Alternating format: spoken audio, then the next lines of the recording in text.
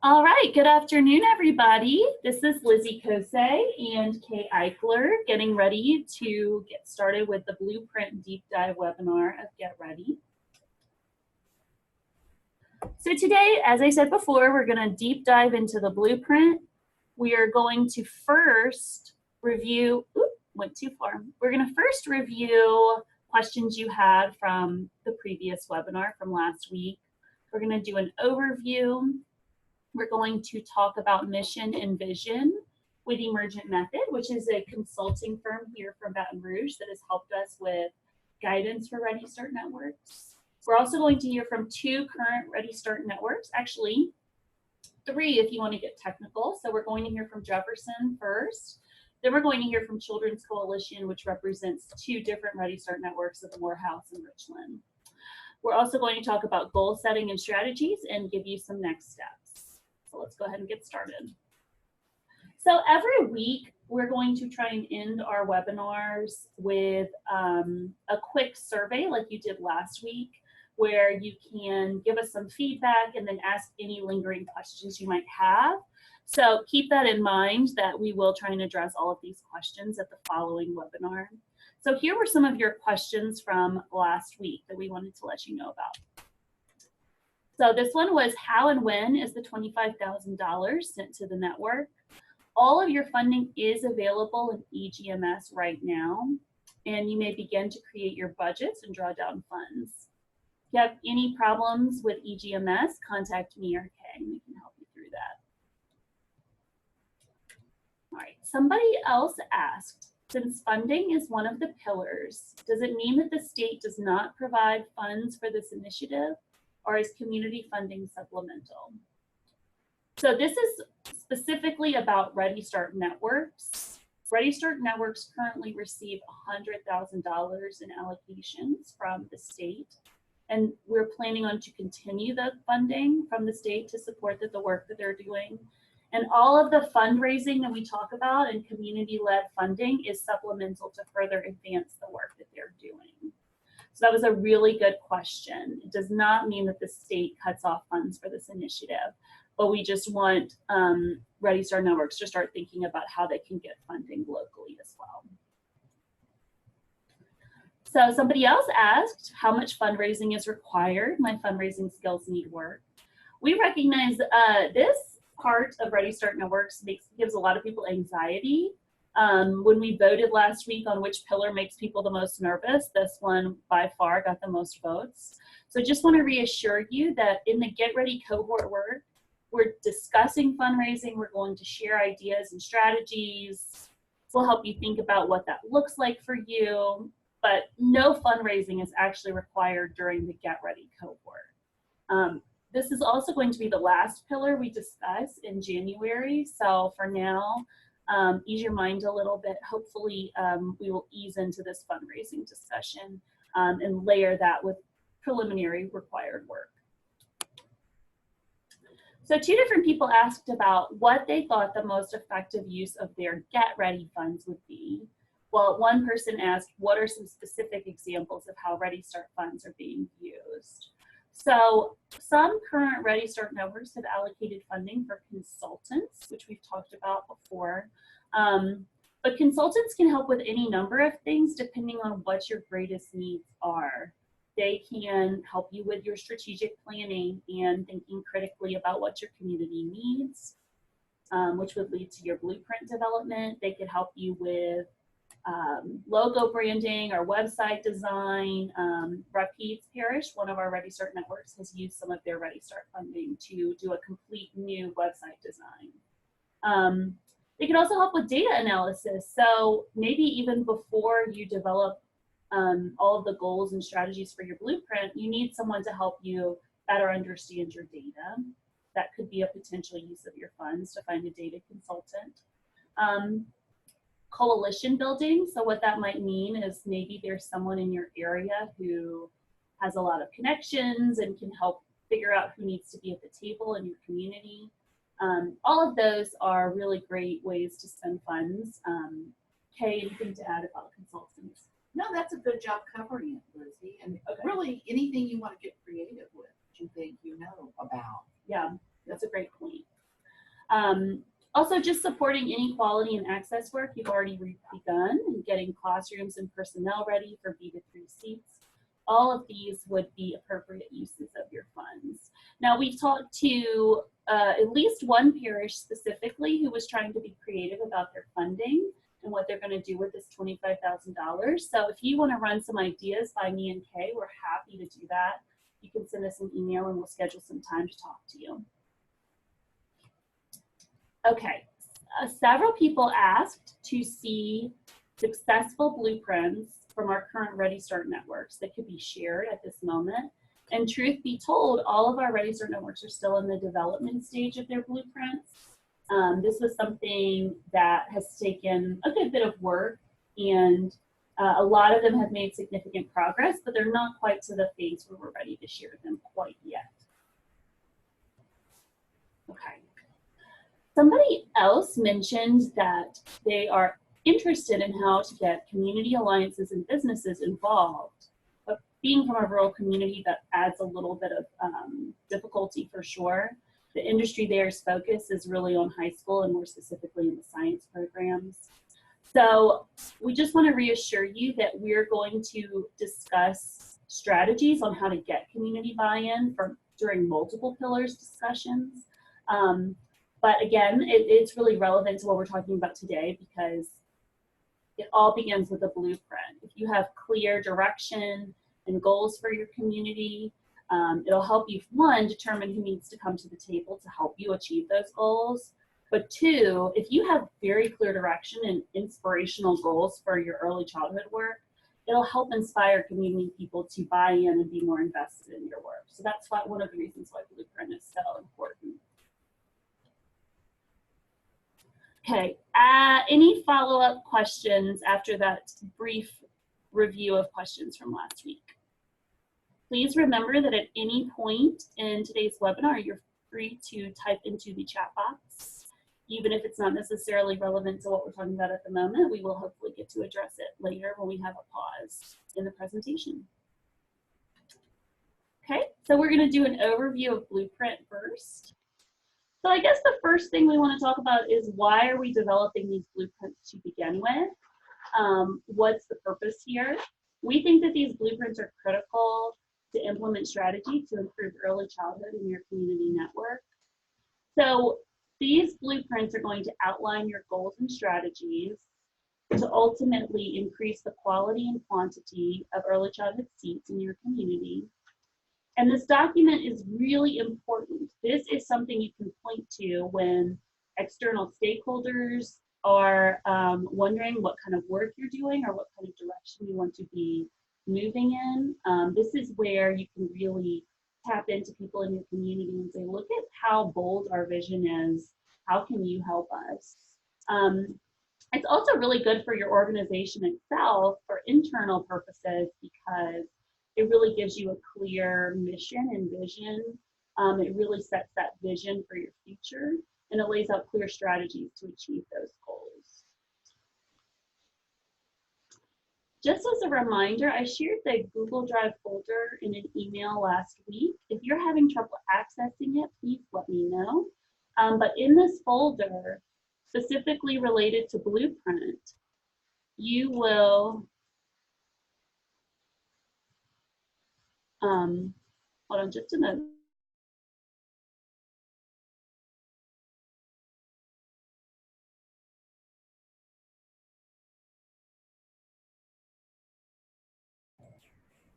Sorry about that, had some technical difficulties there. If in this Google Drive folder, you will find Blueprint guidance that details all of the components of the Blueprint, things to consider when writing your Blueprint. It's really, really helpful guidance that Emerging Method has helped create for us. That's the consultant group that we'll be presenting in just a moment. There's also a workbook. Now this workbook is different from the guidance because it provides a list of possible activities you could conduct when drafting your Blueprint components.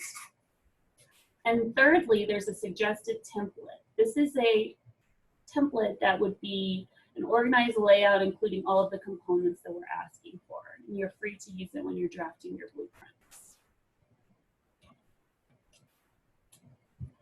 So your blueprint will serve as a guiding document for your community network's vision for early childhood. And in that blueprint contains these components. First would be an analysis of the network's current state.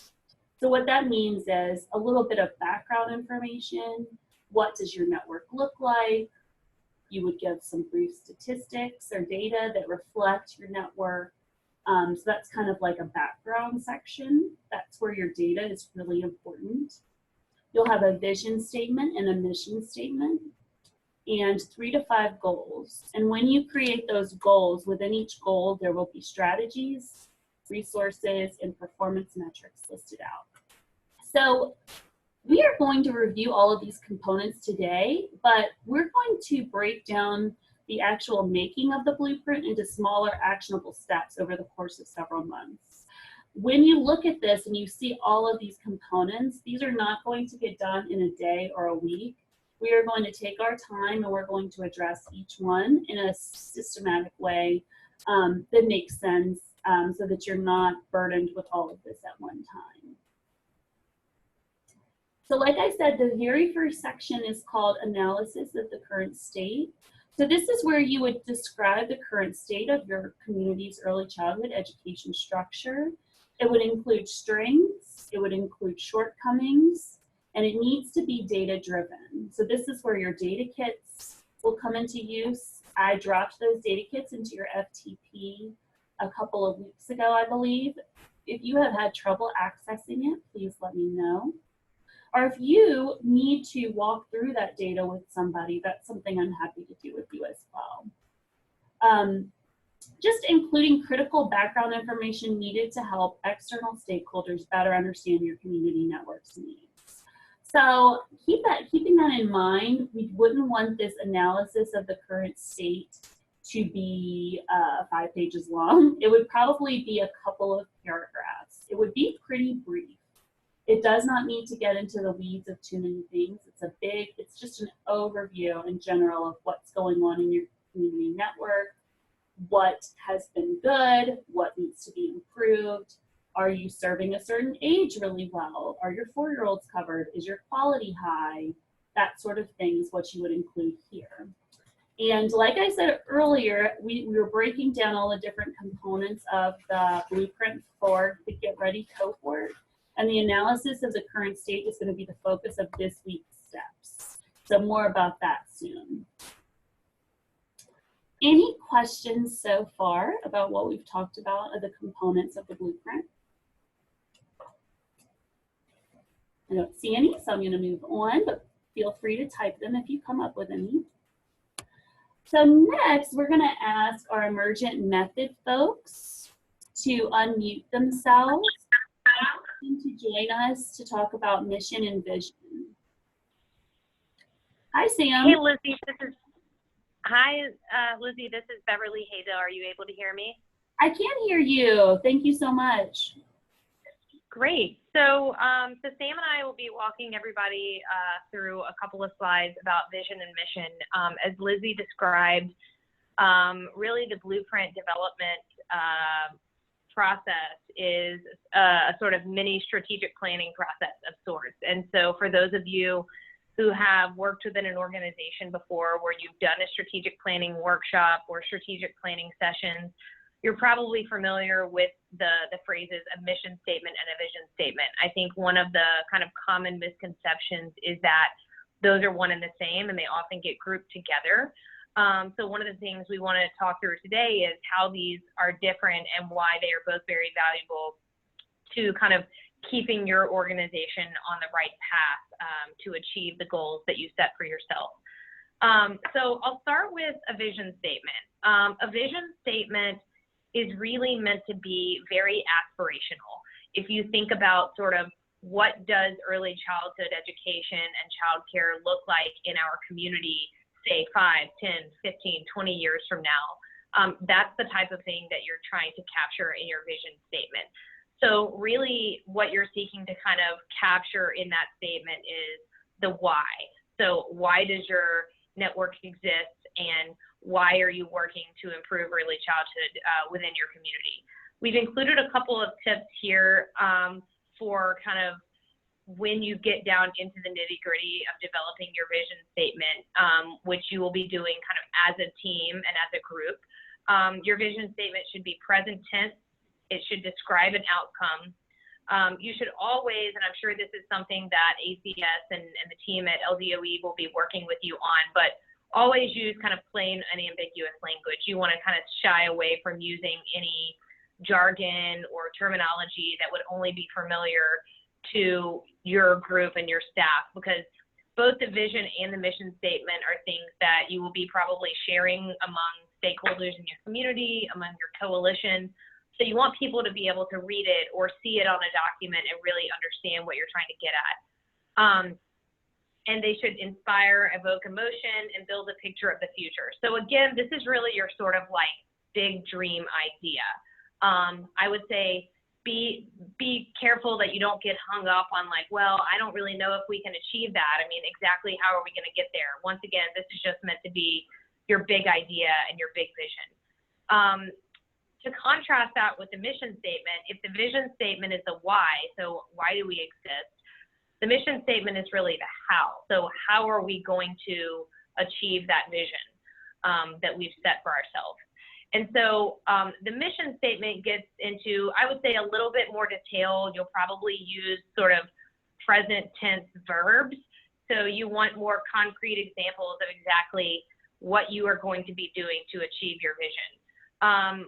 We've, again, included some tips here. So once again, be clear and focused, avoid vagueness or unnecessary words, define who and where you're serving, and avoid education jargon. One of the things that I think we expound a little bit more in the guidebook is kind of a series of questions that you might ask yourself in order to help you develop that mission statement. So things like, what problem are we trying to solve?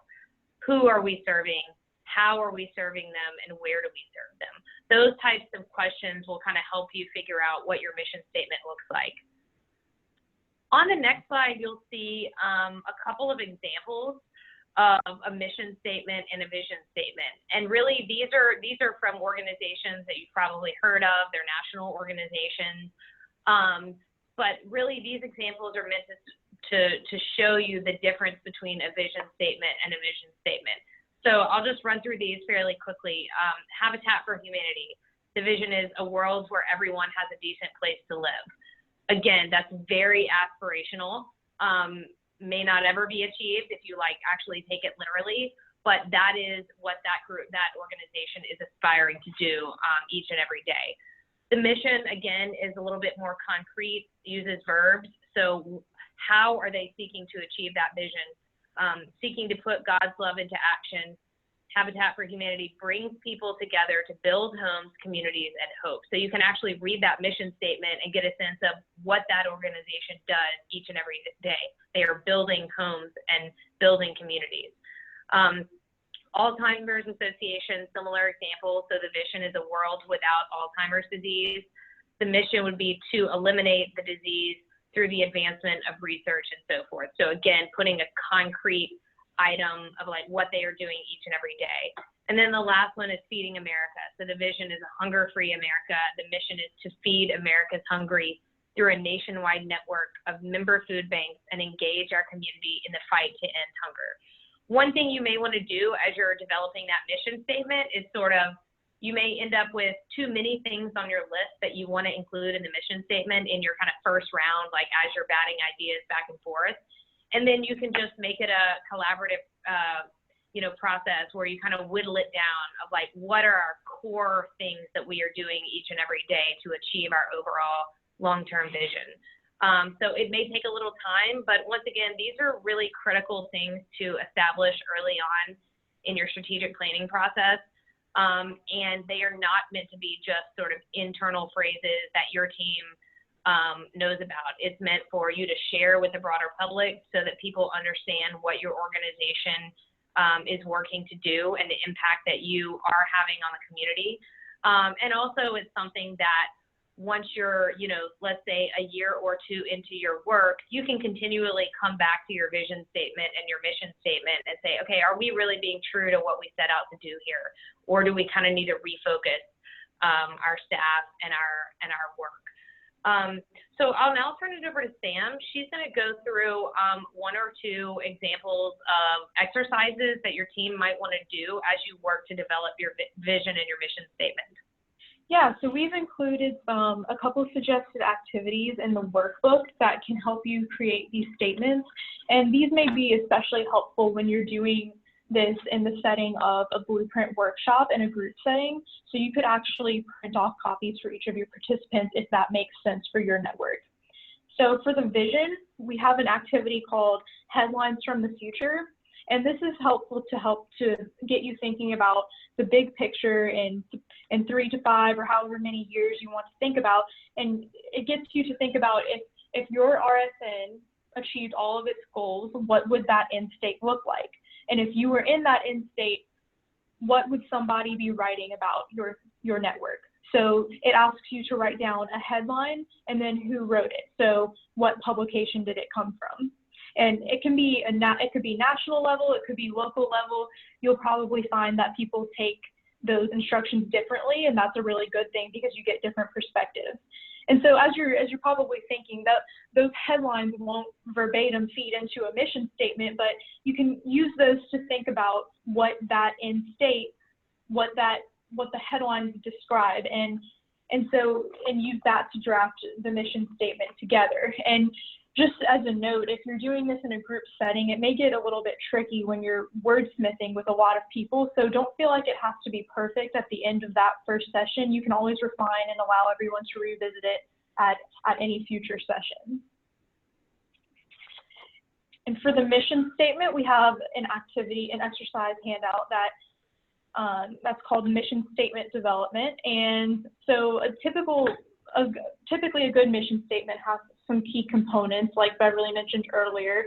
So like things like what you do, how you do it, and who you do it for. So you could format this one as a couple of different ways. You could make it a group discussion and go through each of these questions together, or you could allow, particularly if you have a lot of people in the group, you could allow people to kind of jot down their thoughts ahead of time, so that way everyone has time to formulate their thoughts. And you would ideally use these answers to draft a mission statement together. And again, it doesn't have to be perfect at the end of that first session, and you can allow more time for review before finalizing your blueprint. But we also include a checklist once you've drafted a mission statement that you can use to kind of check over it, to make sure that it's clear and focused, it avoids vagueness and extra words, and that it includes all or at least most of the components above on that handout. Are there any questions?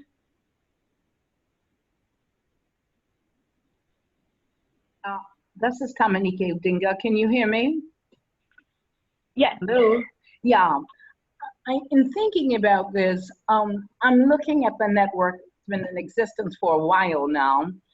I'm looking at how we can do this so it's not separate from what we already established vision and mission, but to expand it to look at these four pillars, making sure that it's already in or we can extend it. So my thought is I need to sort of start with what we already have. Would that be a recommendation, working from that? Tamanika, Yeah, I think that, oh, sorry, go ahead, Lizzie. this is Kay, Tamanika. I think that's a really good question. Some networks, and I'm going to name Noeen, have an established mission and vision. And so I think part of this process would be for you to examine that and see if it fits what you perceive your goals to be. Maybe once you project your goals, look at your background, your current state, project new goals, and then size that mission and vision against your goals and see if perhaps it needs to change. Thank you. All right, thank you so much, Sam and Bev, for joining us this afternoon. We really appreciate it and all the work you've done to help our Ready Starts and our Get Ready cohort. Okay, so speaking of vision statement, Kay wants to do a very brief exercise inspired by the activity that Samantha and Beverly presented earlier, which is Headlines from the Future. And for those of you who have been with Community Network work since the inception, one of the things that we did when we conducted orientation for community networks as they came on board is we did a visioning exercise much as this. So we're going to do this virtually today, and I am going to call on some of you. Maybe I won't have to call on you. Maybe you'll raise your hand when we're done here. But here's what I want you to do. I want you to close your eyes. And really close your eyes. For those of you who are peeking, close your eyes. And I have my calendar out. And I am flipping calendar pages forward. I know right now it's right about November 2019. We're here at October 30th. So let's start there, and I'm flipping my pages. I flipped forward to, close your eyes. I flipped forward to 2020. I'm going through 2020, still turning those pages. November 2021. And I'm continuing to flip pages, so keep your eyes closed. It's 2022. It's 3 years from now, 1920, 2021, 21, 22. It is October 31st, 2022. Open your eyes and tell me what is different in your network as a result of your Ready Start work. So you are in a position where you completed the Ready Start cohort, you participated in Get Ready, you've completed Ready Start for 3 years. What's different? What looks different? Is something different about the quality of classrooms? Is something different about your coordinated enrollment process?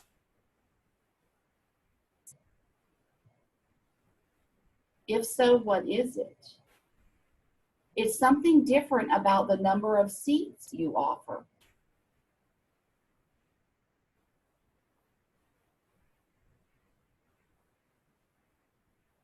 Is something different about the way you make decisions with partners? Is something different about the way Ready Start is perceived in your community? What does the public know and understand about early childhood in your community? You have been busy. It's 3 years in the future. You've been working to improve access. You've been working to improve quality. So there should be some things that are different. Make some notes. Take out your pen or pencil and make some notes. So we flipped the calendar forward. We've transported ourselves to November of 2021. You have completed Ready Start work for 3 years. You focused on access. You focused on quality. You've built a new network structure. So what looks different? I want you to think of one thing that looks different and raise your hand and tell me what you hope will be true about your network in 2021.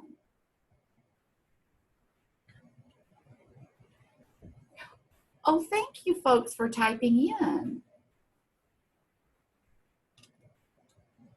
So here we go. Community leaders and business owners are involved in supporting the network.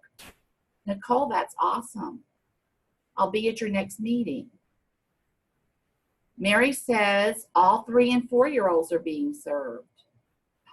Oh my goodness. And all sites are proficient or higher. Pam, I love your headline. Local rural network improves quality. We're able to increase access for 3-year-olds. Community buy-in and a partner in early childhood education. These are great. Nicole, you're challenging my math. I am math challenged. What do you see, Lizzie? My eyes are bad. EC12 instead of K12. Ah, great, Aloma. I hope that's everywhere. Early childhood 12, EC12 instead of K12. That would make a lot of folks happy. Pam Crook has more community awareness in Caddo for access, and then more 0 to 3-year-olds are having seats in this age group.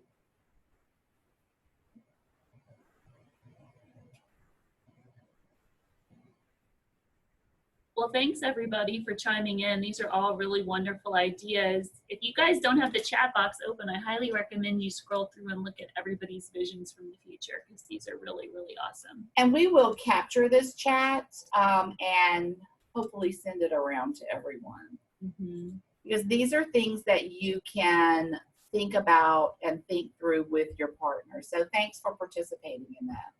Yeah, thanks everybody. All right, so now we're going to turn it over first to Cerintha if she's on the line. We wanted to get you guys to hear from a couple of Ready Start networks that are currently doing this work, mostly about the process that they're taking and how they're tackling the blueprint. So first we're going to hear from Jefferson, which has been a Ready Start network since the beginning in cohort 1. Then we'll hear from Children's Coalition, which is hosting Ready Start networks for Morehouse and Richland. They're cohort 2, so they're really fresh into this work. But we wanted to hear more about the process, just so you guys can hear that there is just no one right way to do this. There are multiple approaches that would all work for your communities.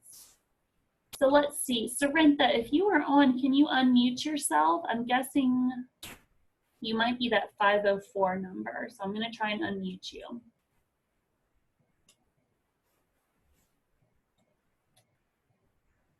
Is that you, Cerintha? Okay. So if that's not her, I'm going to move on. I see Amy Clancy is on, and hopefully if Cerintha joins us later, we'll be able to hear from her. So Amy, I'm going to unmute you. Can you hear us?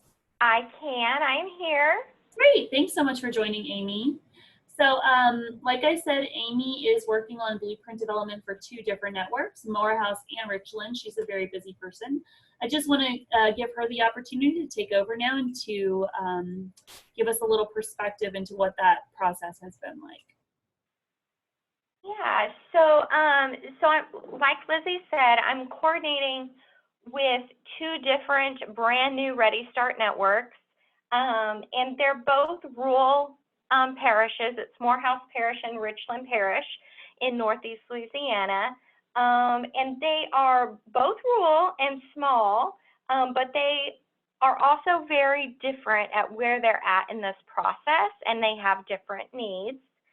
And so I think that it's really just important to think about meeting the networks where they're at as you go about this process, where your partners are, to really make sure that when you're developing this vision, this mission, and your blueprint, that it's really reflective of the communities and not just like your own ideas about what you think it should be.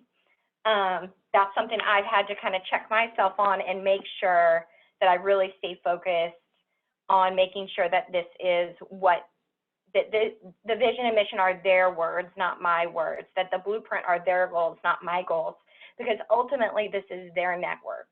I'm just facilitating it and helping to support them through the process. So for example, in Morehouse and Richland both, we are using the suggested blueprint workshop agenda that is in the workbook with the blueprints. And it's designed originally kind of to be like a full day kind of workshop. But what we found both in Morehouse and Richland is that it's really hard for people to commit a whole day to this. And so Morehouse first brought up that they didn't really feel like they could commit a whole day to just doing this entire workshop in one day. Plus, it's a lot to process and think about, and we want to make sure that we get it right. And so what we decided to do in Morehouse is to break it down into smaller bits and add some additional time onto our monthly network meeting, in which we'll have a regular network meeting, and then we'll kind of switch over from there and do components from the workshop. So our first one is really going to be, so the very first one we did was really looking at what the blueprint was, and we did that in September. And then we kind of started to move on to looking at our current state and developing a vision. We haven't gotten to mission yet in Morehouse Parish, but that is what we're going to be working on this coming month in November. And when we do that, I did use the headlines for the future activity as kind of homework to help prepare them for what's coming when we meet in November. So I shared with them the data sets because we really want to be driven by the data. And then I also shared with them the headlines from the future activity. And I love the way that Kay just kind of framed that out for us just now. That was beautifully done. And then, for example, in Richland Parish, we kind of did the same thing, but slightly different. So we're also breaking the workshop up into smaller components and adding time on to each of our network meetings. But in Richland Parish, our very first meeting as a Ready Start, we really wanted to talk, we started to talk about the blueprint and the guidebook and kind of what our vision and mission were, which we already had a vision, but not really a mission in place. But before we really went any further than that, the network was like, okay, wait a minute, I think we need an elevator speech. I think someone had brought that up. And so that we're all kind of like doing the same messaging as we're talking about Ready Start in the community and to other people. And I found that really, really beneficial, doing that elevator speech first, because it just kind of made sure that we were all on the same page with that. And so what we did in developing that elevator speech was really just everybody took out some paper and jotted down what they thought, you know, of when they thought of Ready Start and what we wanted to accomplish. And so then we kind of took that all together and compiled it and found the common threads between what each person had written down, and then kind of pieced that together so that everybody's words really were included in that elevator speech. And then that also helped us in developing that mission, because it really kind of came from there. And that helped us get started with that. But I really think it's very, beneficial to break it down. So I would recommend that. And then also looking at making sure that it's truly the words of your program partners and that their voice is represented, not just your own thoughts and ideas. Amy, thank you so much. That was really, really instructive and I think really helpful to hear of your different approaches. And I love the idea of the elevator pitch. That's a really good idea. While Amy is still on, does anybody have any questions for her? You can unmute yourself or you can type into the chat box. But okay, so I don't see any right now, Amy, but if we get any more in the chat box, I'll let you know. And thank you so much again for joining us today. Really appreciate it. Yeah, no problem. Okay, so now we're moving on to talk about another component of the blueprint, which would be the goal setting and strategies section. So what we want is for each community network to develop 3 to 5 goals that address the shortcomings identified in the community's data. So we talked about those shortcomings earlier. Those should be addressed in the current analysis, the current state of your network, which is another component. But we want 3, 4, or 5 goals, thinking of applying to the area that most needs them in your community. And we want those goals to be SMART goals, which SMART stands for specific, measurable, attainable, realistic, and time-bound. So, for example, the one that we might repeatedly use as an example in this presentation is, I want to lose 20 pounds by the end of the year. So that is measurable because 20 is a finite number that you can figure out and measure. It's attainable and realistic. We want to make sure our goals aren't completely out of left field. And it's also time bound by the end of the year. So we want our goals, again, this is a good way for people to have buy-in to the community. So for example, when Kay was talking about what's true in 3 years in your community, if you tell people we have a plan and it's going to happen in this amount of time and it's so measurable, people are more likely to buy into it if you have very specifics. So, for example, a goal could be we want to increase the number of children served in our network. Now this to us, to Kay and myself, we found this to be too generic and not a quote unquote SMART goal. So how could this goal be more specific, measurable, attainable, realistic, and time bound? What sort of things do you think we would need to address in this goal to make it fit those criteria? If you have any suggestions, please type them in the chat box or unmute yourself.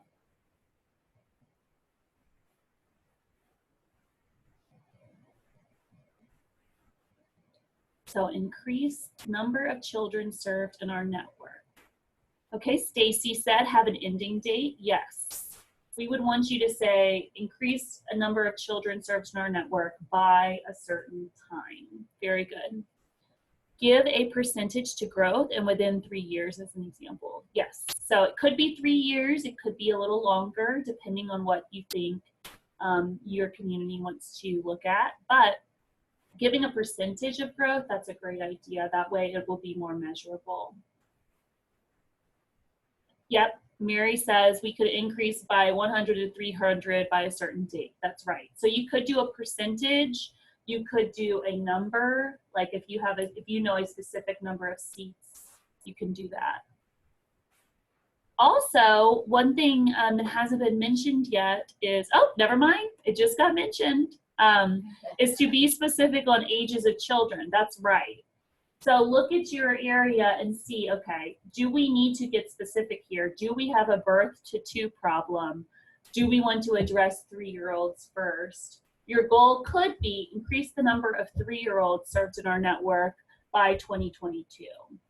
Increase the number of 3-year-olds to X number of seats by 2022. You get the drift, and all of you have great suggestions. Thank you so much. So keep that in mind that when you are setting your goals in the future, we want you to be bold and to be ambitious, but we also want to make sure it's a SMART goal as well.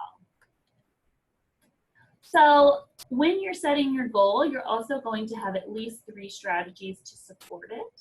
That strategy is the approach you would take to get to your goal.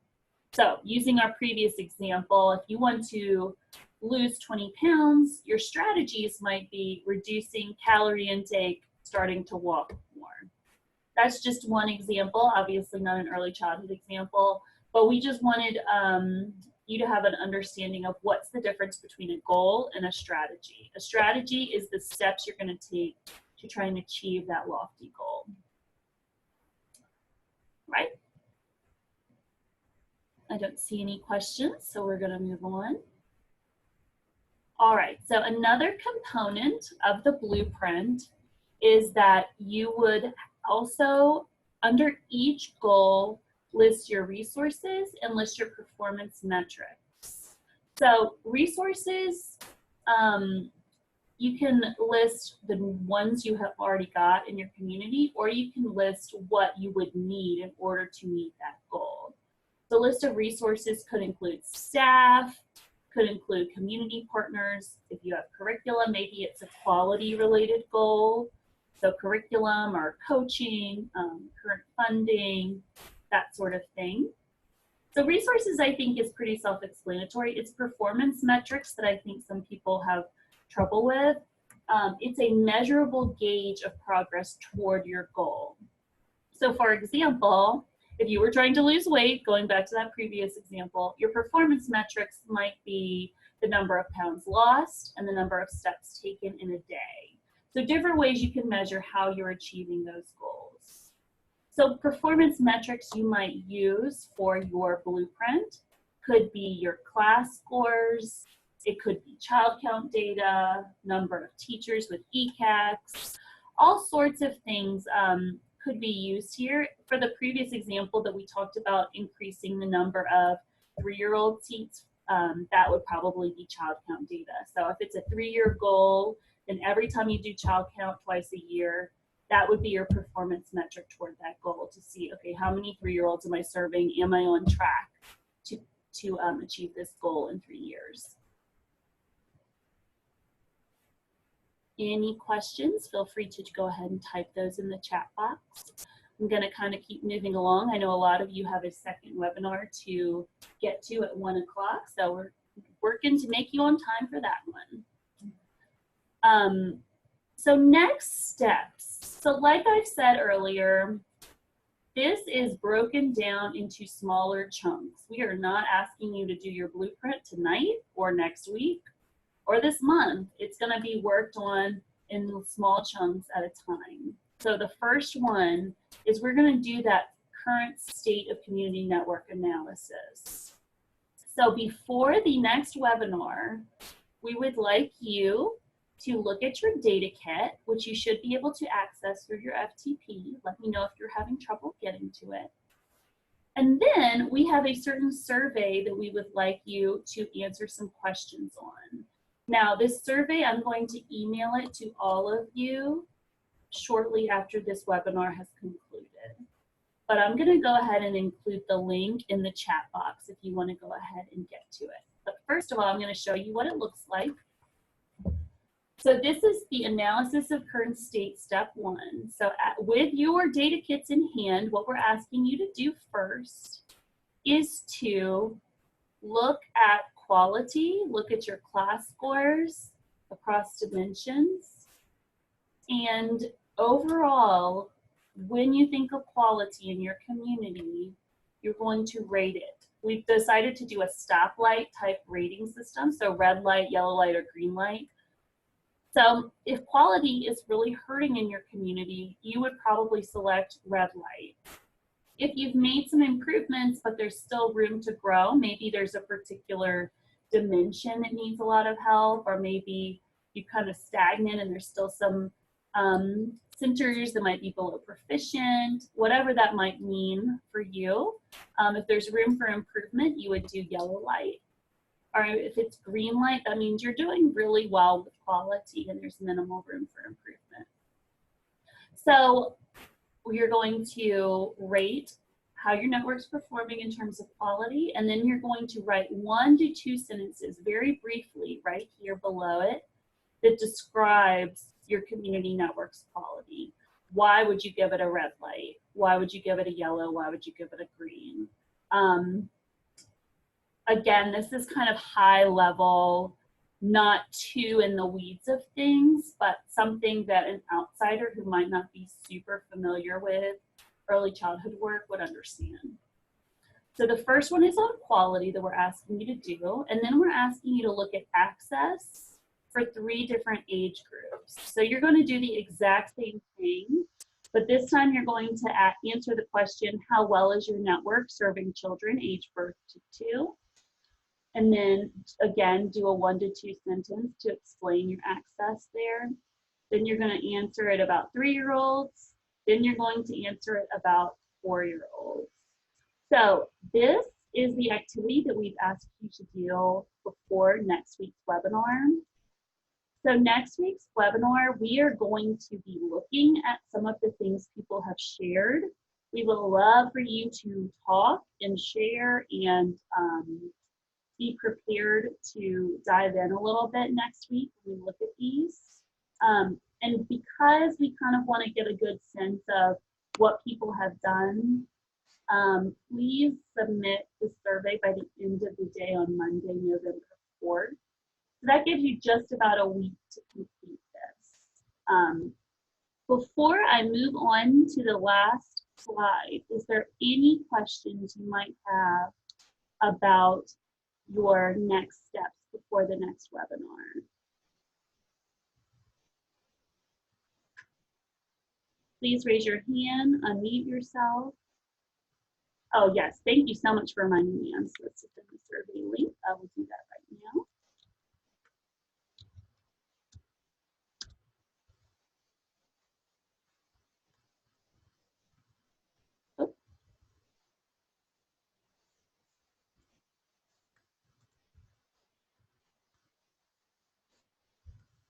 All right.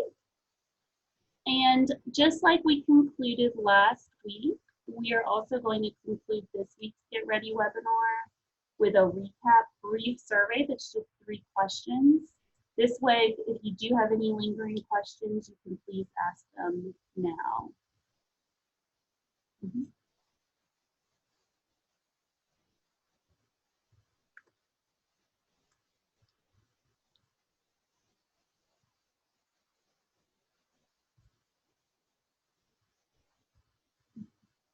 Well, we thank all of you for participating and sharing. Hopefully next week we'll be hearing from even more of you because we'll all kind of dive in deep to our current state analysis and what we found when we looked at our data kits. Again, I just want to end with encouraging you to reach out to me and Kay if you have any specific questions. Some of the things you can reach out to us about is 1, what to spend your funding on or what might be the best use of your funds. 2, if you need someone to help you walk through the data kits, let us know. And 3, just any questions in general related to this, we'd be happy to help you. I'm glad we're ending just a smidge early today, so you'll have time to take a quick break before your 1 o'clock webinar. Thanks again to Amy for sharing, and thank you to Beverly and Samantha from Emergent Method for sharing. We hope all of you have a great afternoon.